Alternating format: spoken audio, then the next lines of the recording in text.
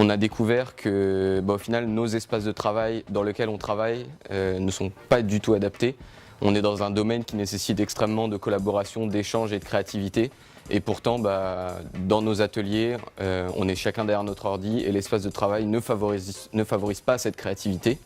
Et on s'est rendu compte aussi qu'on avait tous besoin au final d'utiliser le travail à la main et que l'informatique ne remplaçait toujours pas totalement notre main et notre capacité à dessiner, et donc on avait toujours besoin de supports qui alternent à la fois le numérique mais aussi la création physique en fait. Donc ce qu'on a découvert avec la recherche ethnographique, en fait, c'est un réel besoin des étudiants à avoir une place de travail mobile, plus grande et également informatisée, connectée.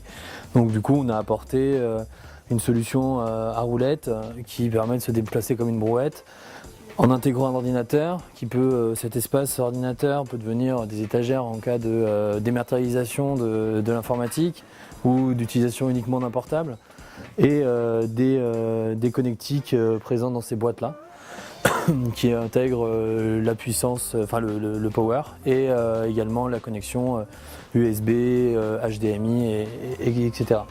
On a inventé, après plusieurs phases de prototypage ZIA, qui est un panneau collaboratif qui permet à la fois de projeter une image grâce à un projecteur ultra courte focale, d'interagir avec, puisque cette image provenant d'un ordinateur devient tactile pour interagir avec. On peut superposer le numérique et le physique en dessinant sur le panneau.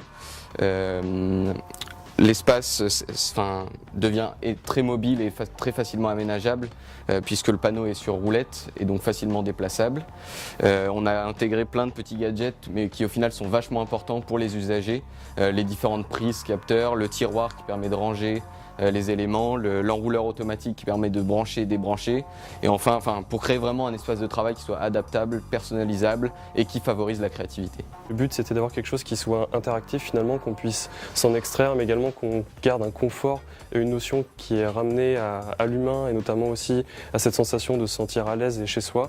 Et le but c'était justement d'avoir un complexe en fait où on vient déposer ses affaires, où finalement si on veut s'extraire ou s'ajouter un groupe de travail, on a déjà tout qui est prêt en fait dans ce mobilier, et avec différentes postures de travail aussi pour travailler seul mais à plusieurs et toujours avec ce côté échange et d'égal à égal.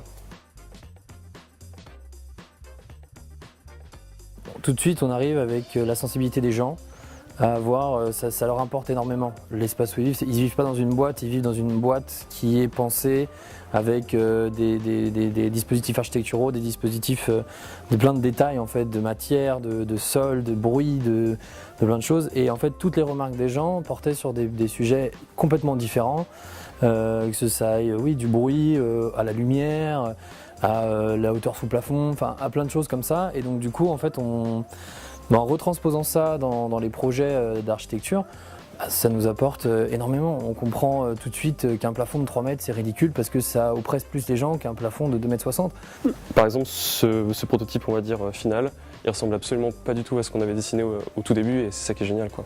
Et on sait qu'il va encore évoluer en fonction justement des différents retours, parce que finalement la meilleure chose avec le prototypage c'est le retour utilisateur. C'est impossible pour nous de penser à tout quand on crée un objet, que ce soit en mobilier mais à la fois en architecture. Et au final, dans ce cours, la possibilité de directement créer, que ce soit un prototype un peu pourri en carton ou un beau prototype final, dès qu'on le met dans la main des gens, tout de suite il y a plein de problèmes, d'opportunités aussi qui se présentent, et on se rend compte, oui c'est vrai, ça devrait être comme ça, et donc ça permet de relancer une nouvelle phase de création, d'améliorer constamment le projet en fait. Je pense que les architectes devraient plus s'intéresser au design thinking. Tout d'abord parce que c'est toujours une autre manière de voir les choses et de faire, et donc ça c'est toujours positif pour un architecte, et parce que ça amène beaucoup plus de crédibilité à ce qu'on crée en fait, parce que il y a toute la phase de recherche, d'analyse des usages et des besoins qui se fait avant, et c'est pas juste inventer un projet qui sort de nulle part de notre cerveau en fait. Ça rend la chose beaucoup plus concrète.